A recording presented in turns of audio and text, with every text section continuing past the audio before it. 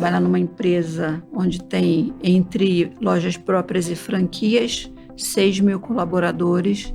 Desses 6 mil, 95% são do sexo feminino. Eu tenho a possibilidade de contribuir para o desenvolvimento dessas pessoas, dessas profissionais, dessas famílias. Nós temos um mix muito bacana de liderança feminina na empresa, mulheres negras, metade da nossa liderança é diversificada em termos regionais, em termos de raça, de formação. Então, a gente tem uma preocupação muito grande genuína de desenvolver essas pessoas genuinamente, prepará-las para o mercado. Crescer um negócio de serviço no Brasil já é difícil.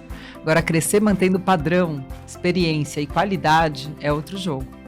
A convidada de hoje vive exatamente esse desafio todos os dias. Hoje, como CEO do Espaço Laser, ela está à frente da maior rede de depilação a laser do mundo. Hoje, o que ganha jogo é efetivamente relacionamento. É construção de pontes internas e externas. É algo que é fundamental para a gente conseguir evoluir na carreira. Então, essa disciplina hoje é algo que eu não abro mão, porque eu sei o quanto é importante a gente ter essas relações construídas para além do setor onde a gente atua, para além daqueles ecossistemas onde você navega com mais facilidade. Sejam bem-vindos ao YPOcast Líderes Extraordinários, uma plataforma dedicada à sua jornada de desenvolvimento pessoal e profissional. Conheça as histórias inspiradoras de diversos executivos e empreendedores. Esta iniciativa é uma colaboração do YPO Brasil e da Exame. Assista agora mais um episódio e acesse nosso site. Bem-vindos a mais um episódio do YPOcast, podcast do YPO Brasil. Aqui contamos histórias de líderes que transformam negócios e vidas. Crescer um negócio de serviço no Brasil já é difícil. Agora, crescer mantendo padrão, experiência e qualidade é outro jogo. A convidada de hoje vive exatamente esse desafio todos os dias. Hoje, como CEO do Espaço Laser, ela está à frente da maior rede de depilação a laser do mundo, conduzindo uma intensa operação focada em pessoas, tecnologia e experiência do cliente. Ao longo da sua trajetória, ela acumulou uma vivência profunda em gestão, formação de equipes e padronização em escala, elementos essenciais para sustentar o crescimento de um negócio de serviços. Hoje eu converso com a Magali Leite, CEO da Espaço Laser. Seja muito bem-vinda, Magali. Prazer, finalmente, fazer parte do YPOcast. Que alegria, que bom que você aceitou esse convite, conseguiu estar aqui com a gente, vai ser uma delícia. E eu tenho certeza, e para começar, a gente gosta de ir lá para o início, assim, a Magali, na sua infância, da onde vem, como é que foi os primeiros anos de vida, as decisões iniciais do que fazer, do que estudar, antes de entrar na sua carreira. Tá bom. Eu nasci em Brasília, filha de pai militar. Venho de uma família de uma origem simples e com 5 anos de idade a gente voltou para o Rio de Janeiro, meus pais são do Rio. E depois de alguns anos na ponte aérea eu me mudei para São Paulo para vir trabalhar aqui, acompanhar meu marido na época. Então eu tive uma infância muito feliz na periferia carioca, no lugar mais quente do Rio, que é Bangu, morei lá há muitos anos. E a minha trajetória foi de começar a trabalhar muito cedo, buscar a minha independência muito cedo, porque eu não tinha os recursos que eu precisava para fazer tudo que eu tinha vontade de fazer. Então, eu fui trabalhar com 16 anos, já em horário integral e estudando à noite. Eu rapidamente fui me desenvolvendo profissionalmente. Sempre estudei em escola pública, mas meus pais, a única coisa que eles podiam pagar era o inglês para mim, e eu me agarrei nisso desde cedo. Cuido da minha fluência com muito carinho até hoje, porque é uma recordação de infância emocional e emocionante. E eu guardo, um investimento importante. Exatamente, aí, né? muito importante. E era um orgulho para a família, né? E comecei a fazer economia, não me conectei muito com o curso, sempre fui apaixonada por literatura. Como eu não tinha acesso a muito entretenimento onde eu vivia, eu lia compulsivamente. E comecei apaixonada por Jorge Amado, li toda a obra dele. E quando eu me desencantei com a economia, eu fui fazer letras, eu terminei letras, depois eu voltei para a economia. Fiz uma pós-graduação em análise de conjuntura econômica, depois na UFRJ. Fiz um MBA em gestão de negócios no IBMEC. E mais tarde, já como executiva e conselheira, atuando bastante em comitê de auditoria, eu complementei a minha formação com ciências contábeis. Olha. Então, é uma formação bastante extensa. Eclética, extensa, mas eu acredito que é muito importante para a gente ter esse long life learning, long wide learning, e isso tem sido muito importante para me manter relevante na minha carreira e em tudo que eu me proponho a fazer. E esse lado do estudo, essa paixão e essa certeza de que estudar ia fazer diferença, vem da onde? Olha, eu fui das primeiras pessoas na família dos meus pais a fazer graduação, nível superior. Então, durante muito tempo na minha vida, eu fazia as coisas por tentativa e erro. Trocar de economia para letras e depois voltar para economia é um exemplo disso.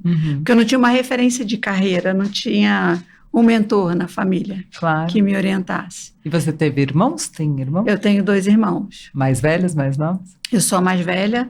Eu tenho o meu irmão do meio engenheiro civil e o meu irmão mais novo é bancário. Abriu o caminho, então. Olha, que legal. E aí você estava contando que o bem início, até os 5 anos, foi lá em Brasília, depois a maior parte da infância e da juventude no Rio de Janeiro, e aí São Paulo, como faz com frequência, atraiu do ponto de vista de carreira. O meu marido teve um convite de mercado financeiro, veio para São Paulo, eu fiquei dividida, porque eu tinha uma posição muito legal no Rio, então eu fiquei dividida até a hora que eu tive que tomar uma decisão, porque era uma época que eu reportava para a Europa, então eu ficava muito tempo viajando, e aí tinha que voltar para o Rio, meu filho lá, marido em São Paulo, começou a ficar inviável essa estrutura, e eu não queria deixar algum desses pilares desassistido. Claro, empresa na Europa, filho no Rio, marido exatamente. Em São Paulo e a ponte aérea. Você sabe do que se trata isso, né? Eu acho que todo mundo que trabalhou no mundo corporativo de multinacional já viveu essa vida e chega uma hora que a gente tem que mesmo tomar decisão. A carreira de multinacional nunca foi muito a minha cara, né? Eu tive pouca experiência em multinacional. Nessa época você estava onde? Na Elsevier. Ela é uma anglo-holandesa no mercado editorial.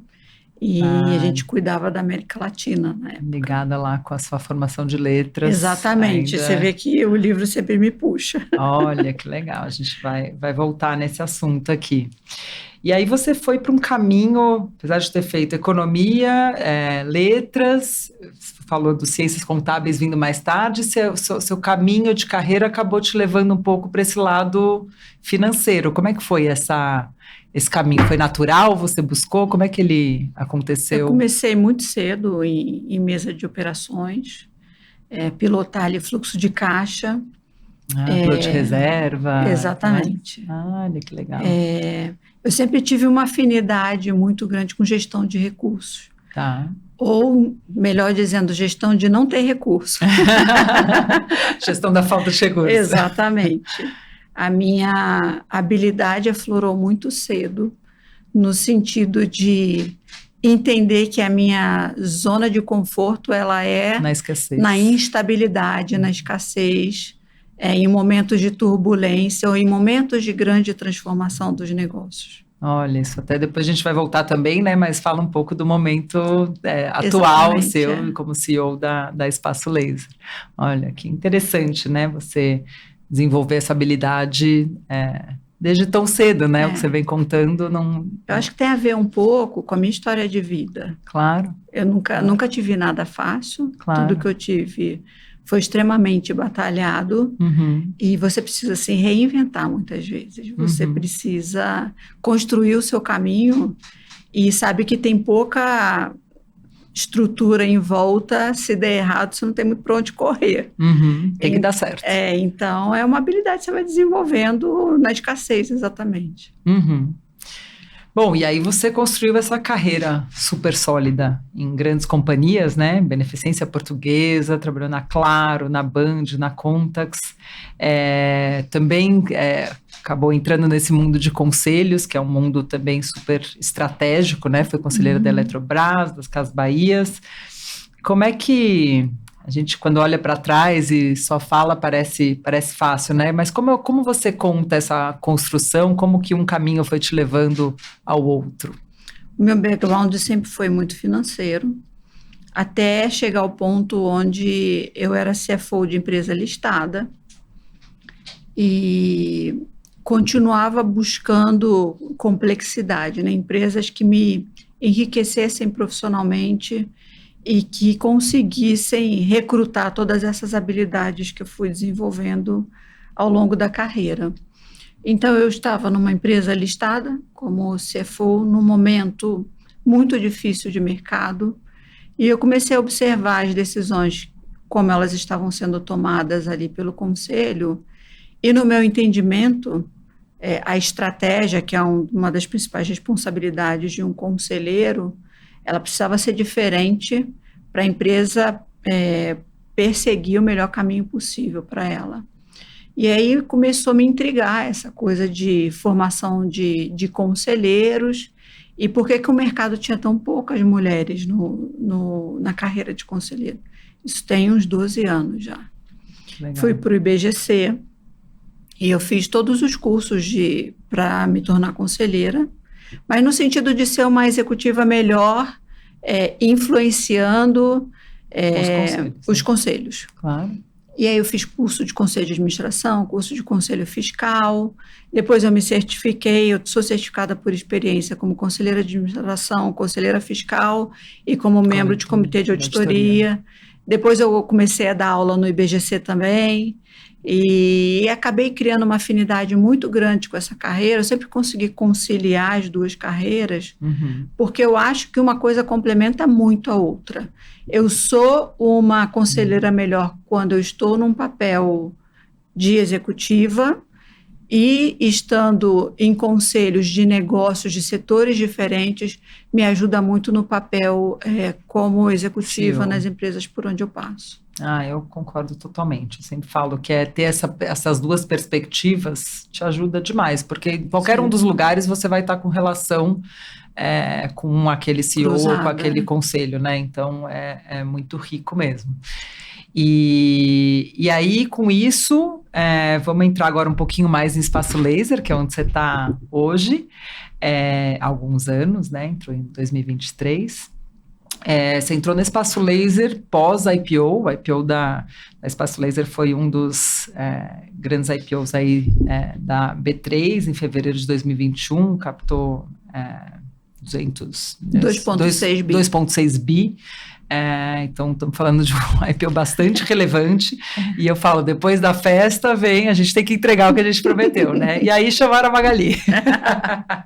Então, você entra como CFO já no plano ali de transição e logo assume como CEO e está aí nessa jornada. Conta um pouquinho, você já tinha vindo de outros mercados paralelos, mas esse é como um mercado novo para você. Como é que foi? Como é que você tomou a decisão de ir para lá, de aceitar esse desafio, e como é que tem sido esses últimos anos na Espaço Laser? Acho que minha construção de carreira me permite construir alguns caminhos que não são óbvios ou não são os mais confortáveis, tradicionais possíveis. Então, em 2021, eu tinha decidido me tornar conselheira, pelo menos durante algum tempo. E eu estava em vários conselhos muito interessantes. Então, eu estava em Casas Bahia, eu estava na Embraer, eu estava na Smart Fit, por aí vai, estava em vários. E quando o pessoal da Espaço Laser me procurou, que eu fui estudar a história da companhia, eu fiquei encantada. Eu gosto muito de empresa de dono mesmo, empresa de fundador, de lidar com eles. Acho que é uma ciência diferente em gestão de negócios. E aí fui entender quais eram os desafios do negócio. A Espaço Laser já estava há muito tempo no mercado, ela é pioneira na depilação a laser no Brasil, veio para o mercado para democratizar o acesso à depilação a laser. E quando você faz isso, atrelando um nível de tecnologia muito sofisticado, a gente já sabe que tem desafios de investimento de estrutura de capital que vão ser encarados em algum momento. Quando a Espaço Laser faz o IPO em fevereiro de 2021, a gente está falando de um negócio de serviço, mas varejo, com um nível de capilaridade muito grande.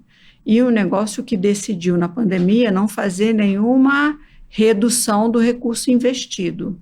Então, não demitiu ninguém, não reduziu o investimento em benefícios, nada mudou no negócio, a não ser continuar entregando a tese do IPO.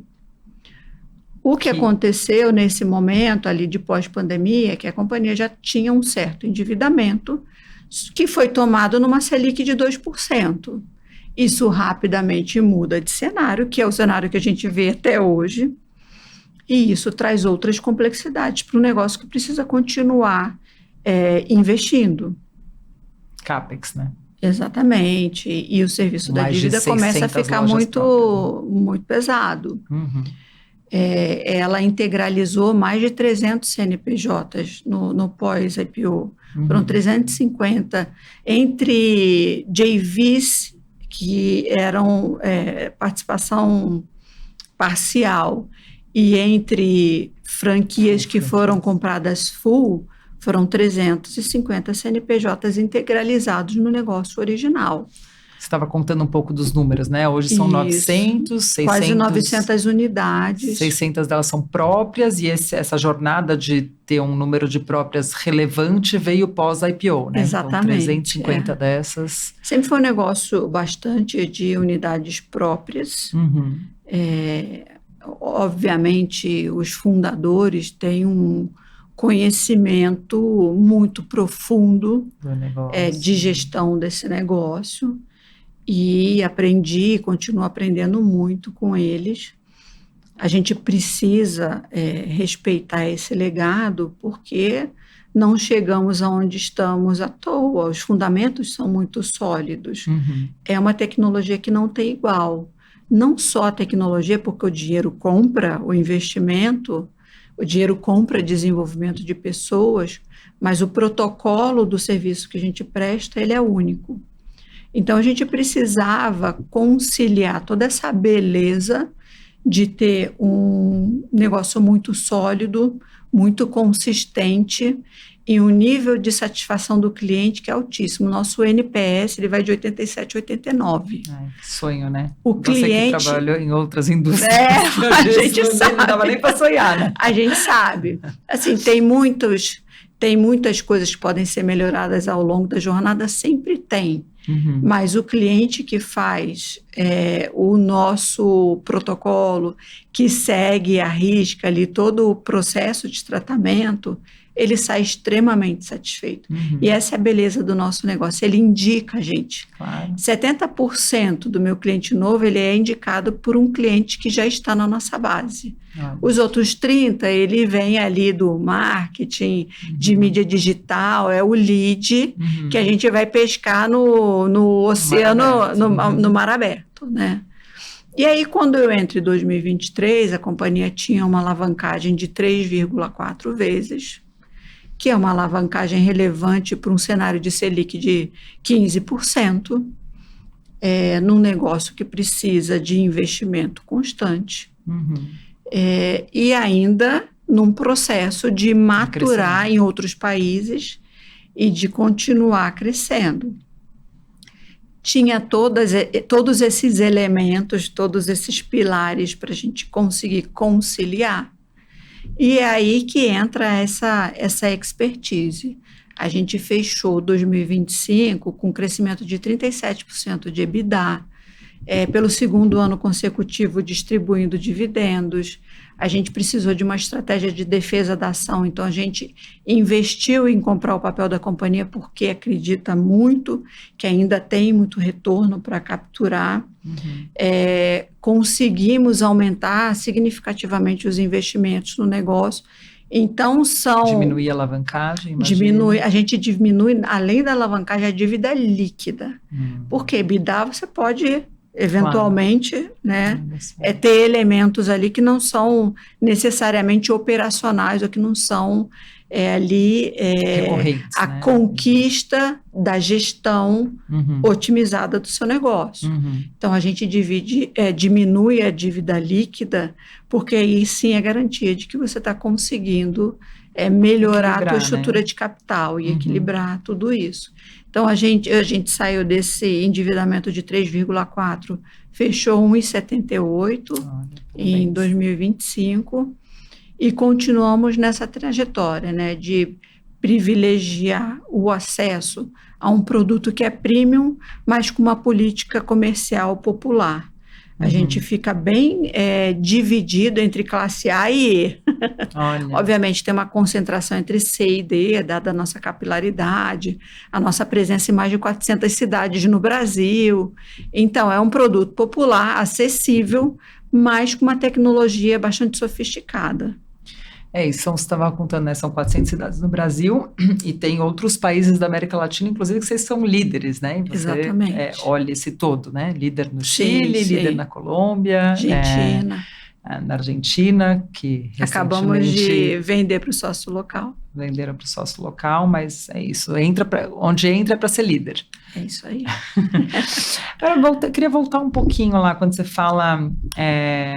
eu conversei com os fundadores e me encantei pela história. O que foi? O que te encantou na história da Espaço Laser?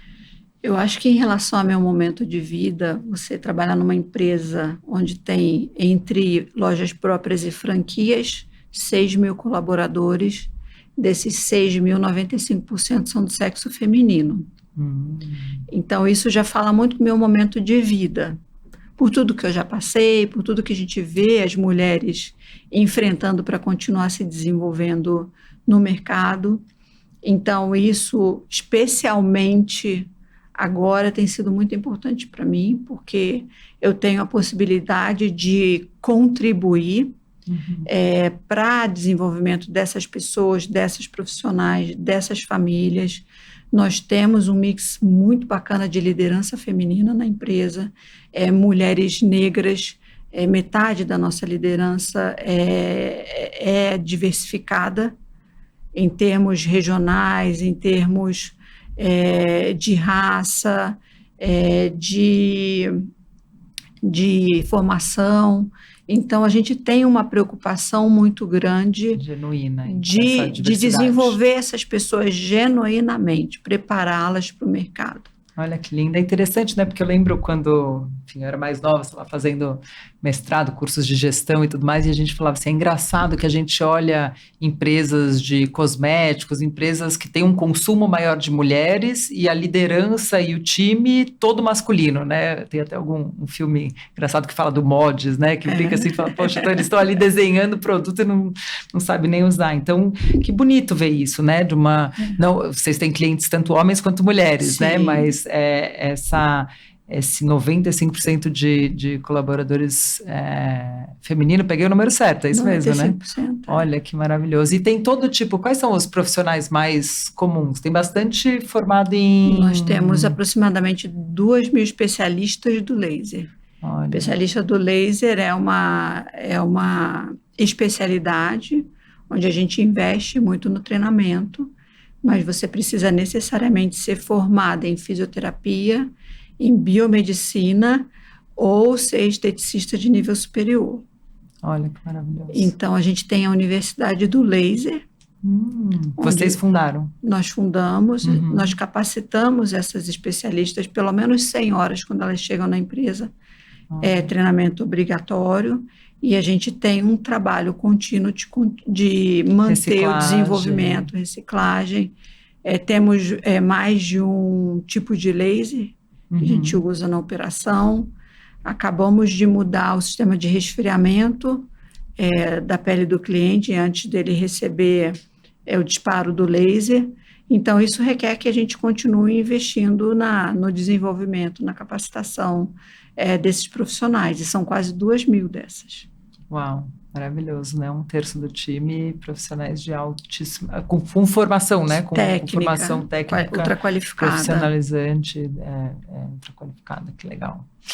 Bom, você falou um pouquinho aqui de endividamento, de todo esse processo de reestruturação, que foi um pouco a sua missão, né? Você chega com esse objetivo de, além de atender muito bem o cliente, além de ser uma empresa que tecnologicamente tem bastante avanço, a gente precisa equilibrar financeiramente esse negócio para ele continuar prosperando, né? Ou prosperar ainda mais.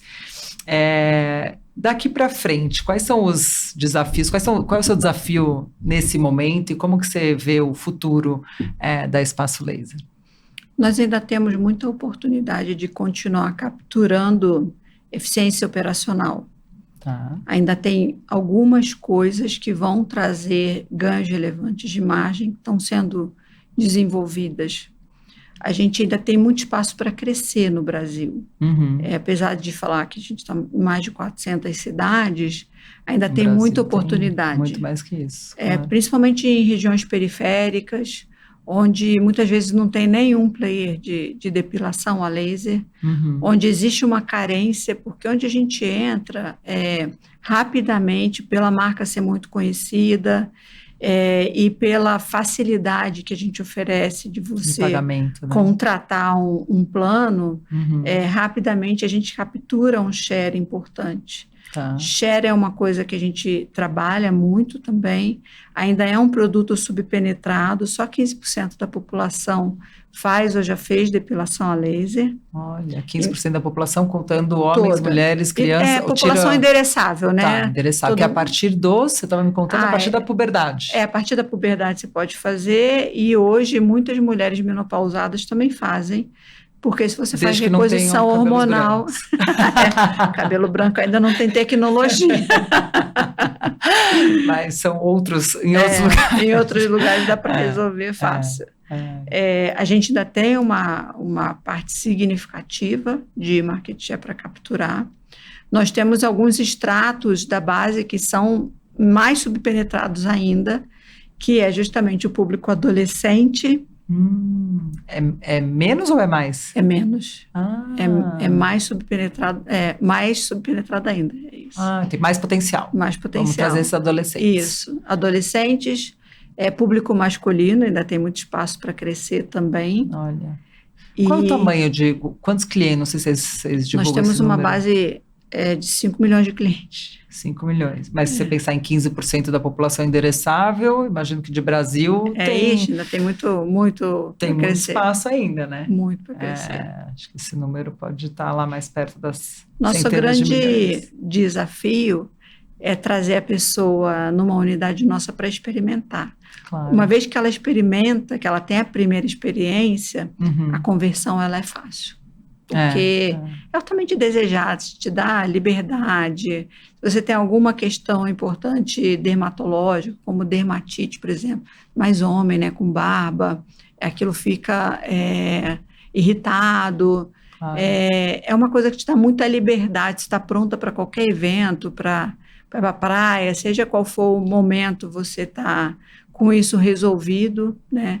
E o laser, ele não faz só a cauterização do pelo, ele faz o tratamento da pele também. Olha só, bom, eu posso dizer que eu sou uma cliente super feliz, eu falo que eu recomendo para amigos, inimigos e para todos, gente, é muito maravilhoso, a vida realmente muda. Depois de...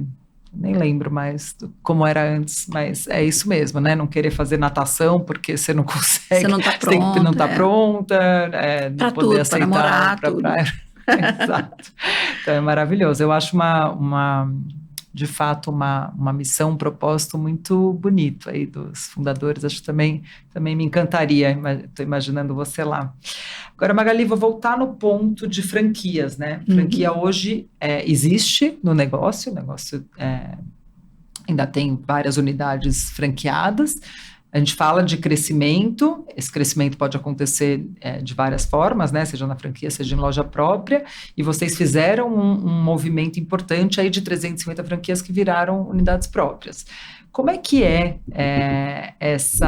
um desafio diferente, né? De gerir uma unidade própria, de gerir franquias. Como é que é essa gestão de franquias e como é que vocês se estruturam e diferenciam e acompanham qualidade? Quais são os grandes desafios da franquia que talvez você não tenha na loja própria? Nós temos uma franqueadora dentro da Espaço Laser com uma equipe, uma estrutura toda dedicada a isso. Nosso grande objetivo é que o cliente não perceba a diferença quando ele entra numa loja de franqueado ou numa loja própria. Tudo que a gente desenvolve, todas as políticas, todas as decisões de investimento em marketing, seja o que for, tudo é pensado para o mix de própria com franquia. A gente não faz distinção.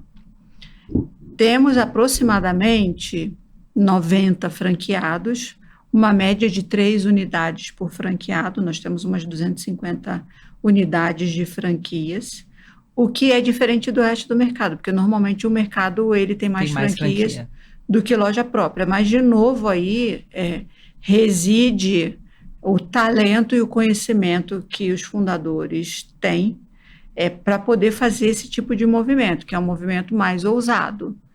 E deu muito certo, porque a gente tem um nível de margem super interessante.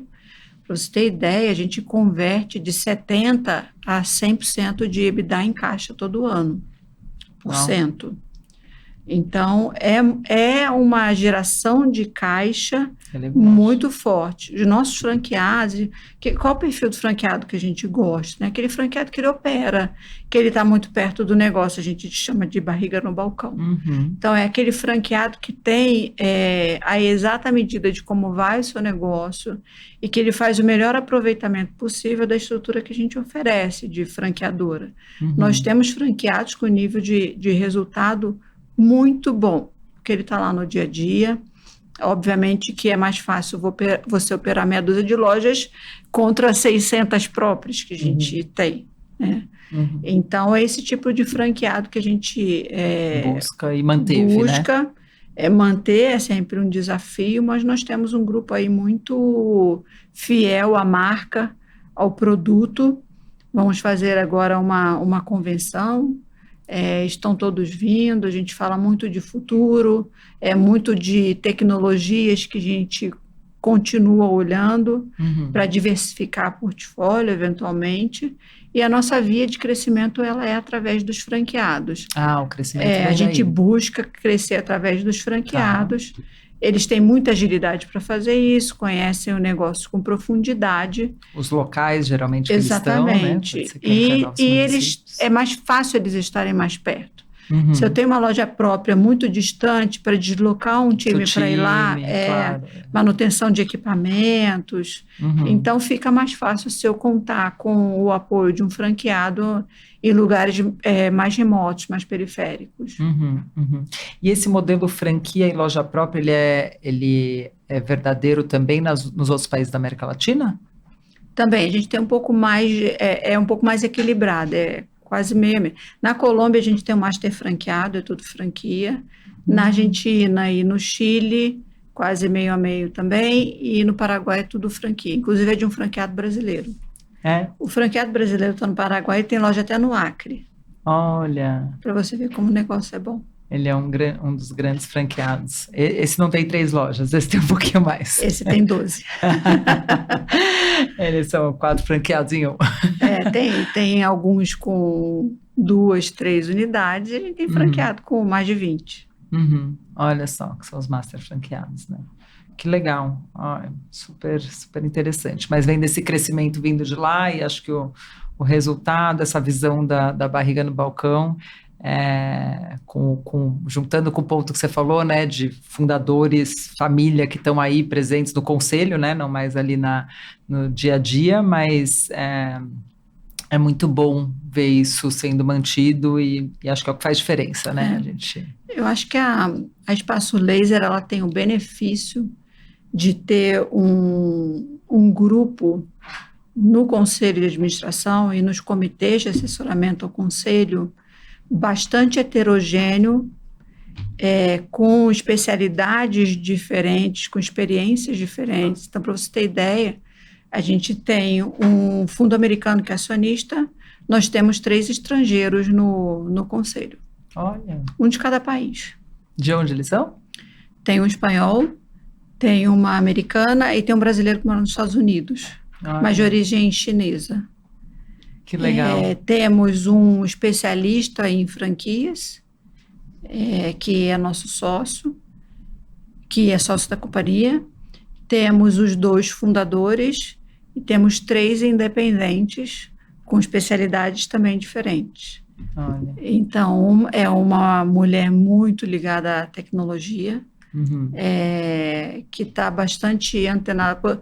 Por uma coincidência, a gente está aqui no prédio da Exame Sampo, ela cuida do curso de inteligência artificial da Sampo. Que legal. Temos mais 2 especialistas em finanças, mas cada um com características muito diferentes. Então, a gente tem o privilégio de ter um conselho muito rico, que apoia bastante a gente nas decisões de estratégia e no direcionamento dos negócios. E é interessante esse lado que você fala, né, dos estrangeiros e brasileiros, e vocês operam, por enquanto, na América Latina, né? Como que é o cenário a gente falou aqui, eu falei na abertura, né, que é a maior rede de depilação a laser do mundo. Como que é o cenário de depilação a laser no mundo? Nós temos alguns países que são muito maduros, Espanha e Estados Unidos, por exemplo, são 2 deles. A Austrália também é bem desenvolvida em depilação a laser. Como que a gente define maduro? Esses 15% é maduro ou é já acima tem mais disso? de 30% de Mais de 30% do público endereçável. Porque a tecnologia ela é nova, então não tem como você ter um país ultra penetrado ainda em depilação a laser. Tá. Então, a gente vai ter países aí que estão na casa de 30%, ou um pouco mais. Estados Unidos, Espanha, Austrália, estão nesse grupo. São nesse grupo. E porque, quando você fala tecnologia recente, né? Aqui, acho que faz 20 e poucos anos que nós fomos pioneiros para varejo, né? Alguns médicos já estavam testando a tecnologia, mas o nosso fundador, o Igor Moura, que é o dermatologista, ele começou muito cedo, muito antes de todo mundo no mercado. Ele tinha uma máquina, ele pegava essa máquina, levava num furgãozinho entre clínicas para começar a desenvolver o protocolo, o mercado, até que começaram a abrir as lojas. Olha só, que legal. Igor, super visionário. Você sabe se ele se inspirou em algo lá fora? De onde veio toda... ele é dermatologista, né? Então certamente estava ali estudando novas tecnologias, o que seria disruptivo para trazer para o mercado, onde ele pudesse virar empreendedor e investir nisso e usar a especialidade dele de formação acadêmica. Claro, do médico, né? Porque antigamente, enfim, 30 anos atrás você fazia laser no consultório, né? Então acho que não existia esse espaço maravilhoso que é o espaço laser.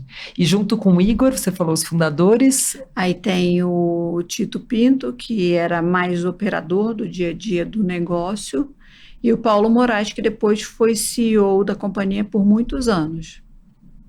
Então, eles tinham ali perfis complementares que se ajudaram muito ao longo desses anos. Até julho de 22, eles se dividiam ali na gestão do negócio.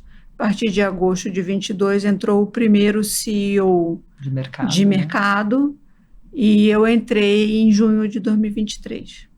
Olha. A primeira mulher na gestão como CEO do negócio. Maravilhoso, de um negócio com 6 mil mulheres colaboradoras. E 85% dos clientes são mulheres. 85%? 85% dos clientes. Imagino que as mulheres devem ter ficado bastante felizes com essa... É legal, né? Porque tem uma referência. Claro. Né? Você passa a ver que é possível. Claro. E que a gente, por mais que tenha uma vida bastante intensa em todos os pilares que a gente convive, que a gente atua, é possível uma mulher conseguir conciliar Nem tudo é perfeito, nem tudo é um equilíbrio 100%, mas a gente sabe que é possível. É o que você contou, né? Acho que desde a infância, muita coisa, se você for olhar as barreiras e não o sonho e a possibilidade, você desiste, né? Porque não foram poucas as barreiras, certamente. É um caminho tortuoso. Mas a gente tem as marcas, a gente guarda aqui e vão deixando a gente mais forte. Tem muita história para contar, né? Muita história, Magali. Muita história. Bom, eu acho que... Estou pensando aqui, você que liderou negócios diversos em indústrias diversas, pensando como gestora, né? Talvez gestora primeiro de áreas financeiras, depois gestora do todo. Que você acha que são aprendizados, dicas que você aprendeu como gestora de negócio e de pessoas ao longo dessa carreira toda que você pode dar de dica para os nossos ouvintes? Acho que hoje o que ganha jogo é efetivamente relacionamento. É construção de pontes internas e externas. É algo que é fundamental para a gente conseguir evoluir na carreira. Geralmente a mulher ela tem um perfil de ficar mais no dia a dia do negócio, sair correndo para casa porque a gente sabe que tem outras atividades lá. Então, nós não fomos desenvolvidas para fazer networking da maneira como precisa construir. Então, essa disciplina hoje é algo que eu não abro mão, porque eu sei o quanto é importante a gente ter essas relações construídas para além do setor onde a gente atua, para além daqueles ecossistemas onde você navega com mais facilidade. Acho que o IPO, inclusive, é um desses espaços, né, que te possibilita muito isso. Sem dúvida. Não, eu falo, seja com mentoradas, com time, nós mulheres, eu acho que a gente, por muito tempo, acredita que eu vou fazer meu trabalho e o reconhecimento vai vir, e é importante, meus resultados vão me promover. Seus resultados não vão te promover, né? Acho que em algum momento não é só... Tem outros fatores bastante importantes que a gente precisa colocar nessa conta e que às vezes demora um pouquinho para entender, mas que fazem muita diferença. Né? Eu acho assim, no meu caso fez muita diferença um certo ousadia também, desejo de percorrer caminhos não óbvios, coragem. Às vezes eu me aventurei em coisas que depois eu ficava pensando comigo mesma. Dessa vez eu exagerei. Mas eu acho que isso construiu muito o rol de skills que hoje eu ofereço, porque à medida que você vai mudando muito de setor, fica mais óbvio fazer leitura e diagnóstico. Então, os diagnósticos, depois de um tempo, começaram a ser construídos mais rapidamente e, ao mesmo tempo, mais profundos.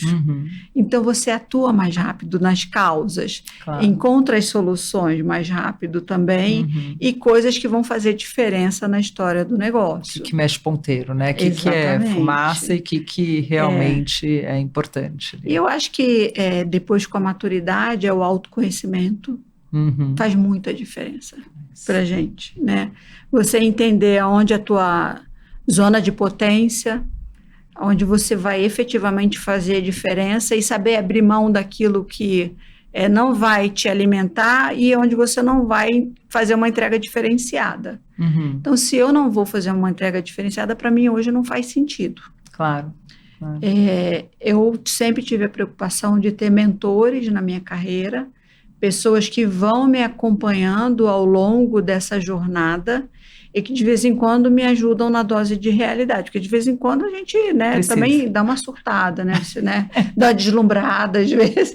Acontece. É importante alguém te trazer ali para o teu centro e que tenha esse acesso a você, né? De uma forma natural, honesta, transparente, conseguir te trazer para o centro. Eu acho que tem coisas que são complementares e que nessa posição são muito importantes. Eu não abro mão mais de terapia. Os tempos que eu me dei ao luxo de ficar sem não foi luxo, porque depois a conta vem. Terapia, para mim, hoje é uma coisa sanitária. É igual fazer depilação a laser. Isso aí, é o mínimo. É fundamental. Faz muito bem. Acho que coach, em alguns momentos da sua carreira, porque são coisas diferentes, né? O mentor, a terapia e o coach são coisas diferentes. Claro. Em alguns momentos da carreira, dependendo do que você precisa performar, também vale muito a pena.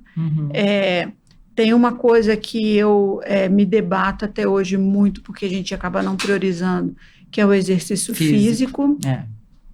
Ele é fundamental para o equilíbrio, principalmente para você aguentar o tranco dos momentos que te exigem mais, porque às vezes a gente acha que é só intelecto, mas o corpo é muito exigido em muitos momentos da carreira, de uma forma dura, de uma forma intensa. Então, estar preparado fisicamente é fundamental para você depois não ter repercussão. Eu já fiz várias cirurgias, por exemplo, eu sei que em determinados momentos eu negligenciei. Então, esse cuidado com a saúde, o cuidado com o corpo, ter essa estrutura de apoio, ter uma rede de apoio em casa é fundamental, porque senão todo mundo sofre. O filho sofre, você não fica por inteiro na cadeira executiva, porque você está sentindo que está faltando alguma coisa do outro lado. Então, essa combinação de fatores, para mim, é o que faz a diferença, mas não é simples de equilibrar. Nunca é. Mas eu acho que é importante essa consciência e ouvir. Eu falo, a gente até vai entrar um pouquinho mais, daqui a pouco eu vou falar sobre alguns dos seus hobbies. A gente já falou do fato de você amar ler, a questão da natação, e eu acho que é importante olhar esse outro lado, né, além da executiva que está ali trabalhando, entregando resultado e super performática, existe todo esse cuidado com essa máquina, né? Porque afinal nosso corpo é uma máquina que precisa funcionar. Para ela funcionar, a gente tem que cuidar dela, né? Então, que legal. Magali, antes de entrar nesse assunto sobre os seus hobbies, queria saber um pouquinho sobre IA. Inteligência artificial é um tema que tá bastante presente em várias rodas. Você, inclusive, falou da grande mulher que lidera aqui o curso de inteligência artificial. Como é que você usa IA hoje em dia? E como é que você vê IA dentro da Espaço Laser ajudando em quais aspectos? A gente está investindo bastante, ao ponto de termos mudado muito o perfil do profissional que lidera a tecnologia na empresa.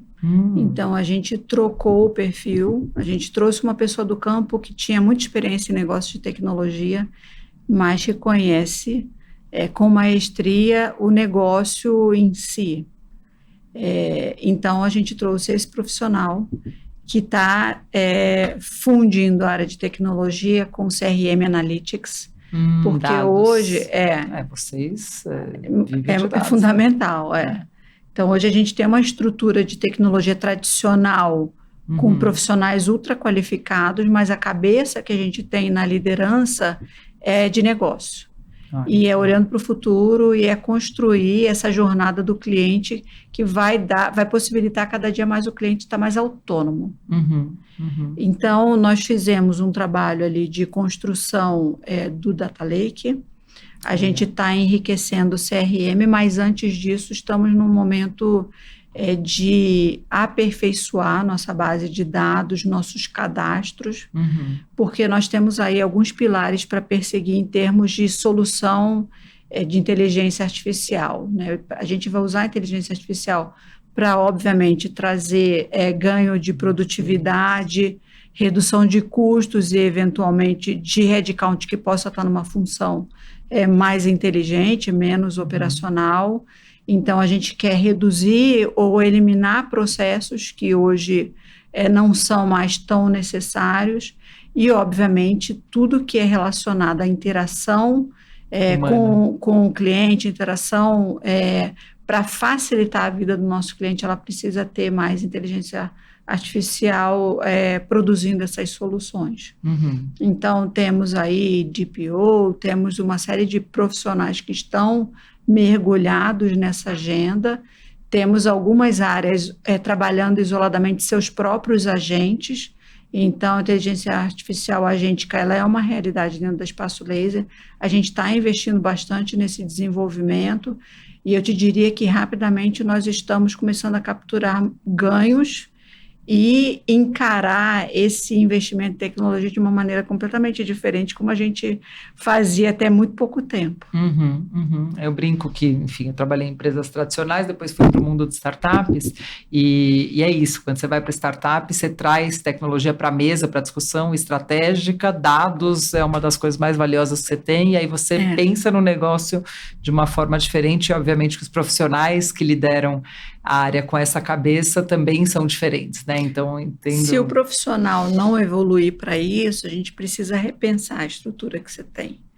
Então, a gente preferiu ter uma pessoa de negócios lidando tudo que é frente relacionado a desenvolvimento dessa parte analítica, ao CRM, que vai possibilitar a gente estar cada dia mais sofisticado na interação com o nosso cliente, e também liderando a parte de tecnologia clássica, tradicional, porque senão você não vai priorizar o que precisa aqui na parte de inteligência do negócio. Então, acho que foi uma decisão, no primeiro momento foi ousada, todo mundo estranhou, mas a gente hoje sente que isso é uma tendência. Olha que legal. Ousadia, acho que é uma palavra que... A gente tem coragem. Você fica bem nela, né? A gente tem coragem. Ai, Magali, acho que eu queria voltar um pouquinho, eu fiquei aqui com essa pergunta na cabeça, se a gente fosse pensar, qual que foi a decisão mais ousada que você acha que você tomou na vida, que você falou que de vez em quando você exagerou um pouquinho e que... O que você acha, olhando até hoje, o que foi a decisão mais ousada que você tomou?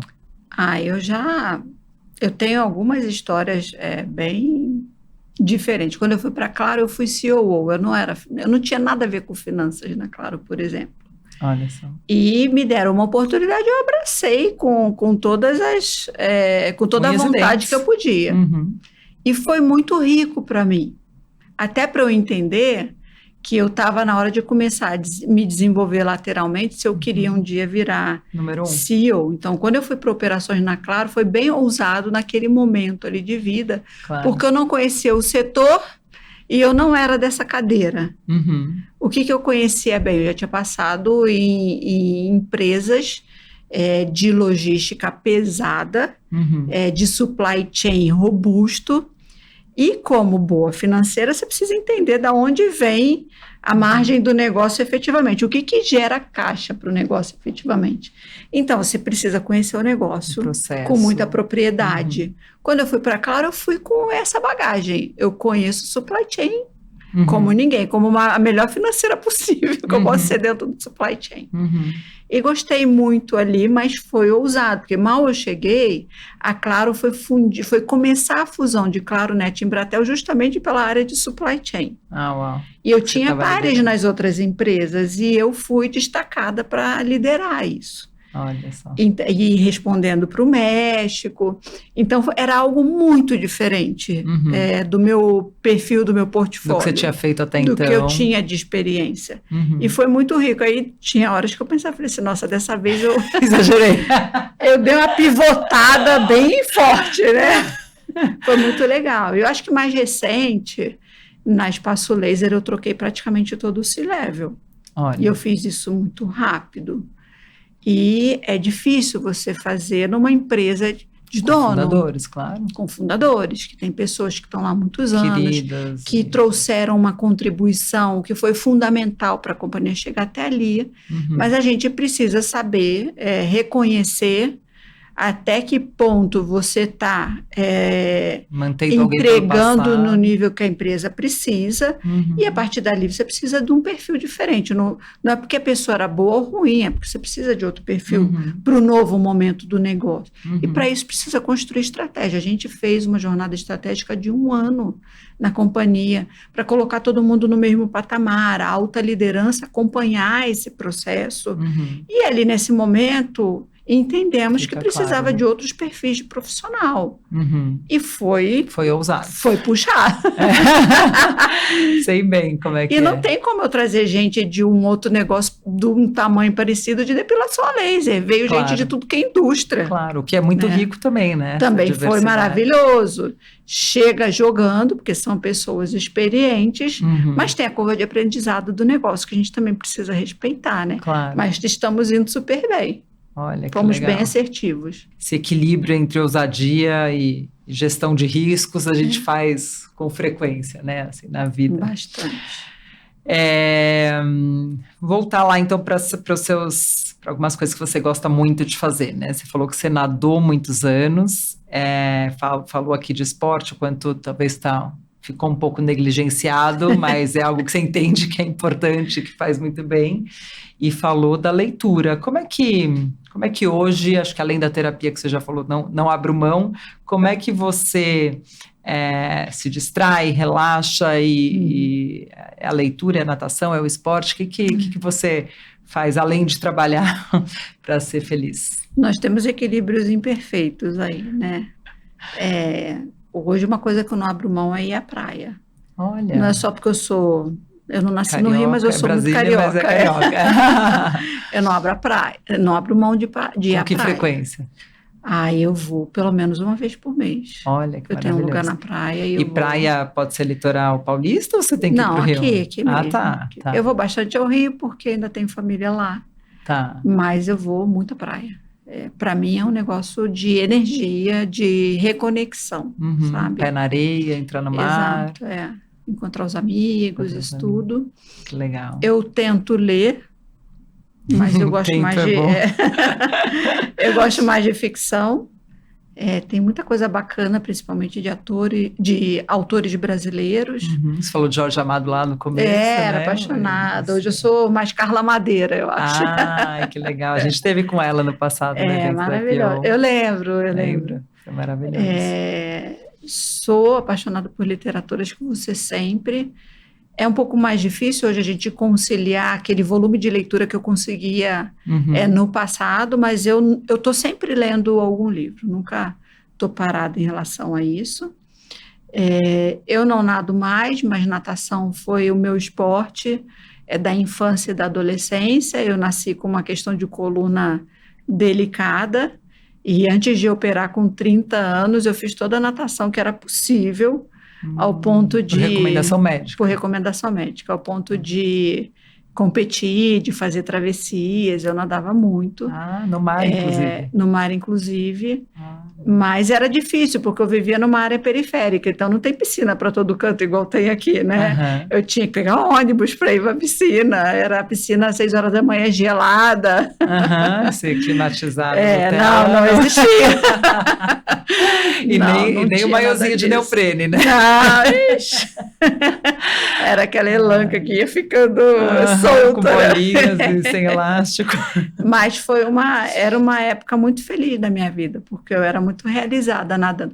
A natação, ela te permite longos momentos de reflexão. Né? Com si mesmo, assim. Te traz uma calma, te traz um equilíbrio, e obviamente que é um esporte muito completo para o corpo. Hoje mesmo, quando eu fico alguns períodos sem treinar, quando eu volto é muito rápida a recuperação. Hoje eu não abro mão dos meus dias de treinamento, eu faço treinamento funcional e faço minhas corridas no parque, mas eu não posso abrir mão, porque eu sei que o corpo precisa desse alimento, desse tipo de alimento, né? Claro, esse nutriente também, né? Que legal. Bom, esse papo tá uma delícia aqui, que tem muitas perguntas, a gente podia ficar muito mais tempo aqui, mas a gente geralmente termina aqui com uma pergunta do IPO. Então, você está no IPO aí há alguns anos, e o IPO ele tem história importante na vida das pessoas, e a gente ouve aqui um pouco das experiências. Então, qual é a sua experiência, o que te fez entrar no IPO e como que tem sido essa jornada, quais foram as coisas mais legais que você já fez, enfim, o que você tem para falar um pouquinho do IPO? O que eu tenho gostado demais no IPO, desde que entrei, é acesso a pessoas que têm o mesmo tipo de vida, de dilemas, de desafios que você, e com as quais você pode trocar, né? De uma maneira mais mais enfim, mais aberta. Então, isso para mim é muito rico, porque a cadeira de CEO, a gente tem 6 mil pessoas em volta, mas ela é muito solitária, né? Então, isso tem sido muito rico para mim. Acho que os eventos são fantásticos. Primeiro, tem eventos super criativos, super diferentes, e a gente tem acesso a pessoas que vêm falar no IPO que você não tem em outro lugar. Esse acesso que essa comunidade tem é muito rica, porque é do networking de um outro nível. Né? Quais foram os melhores eventos que você...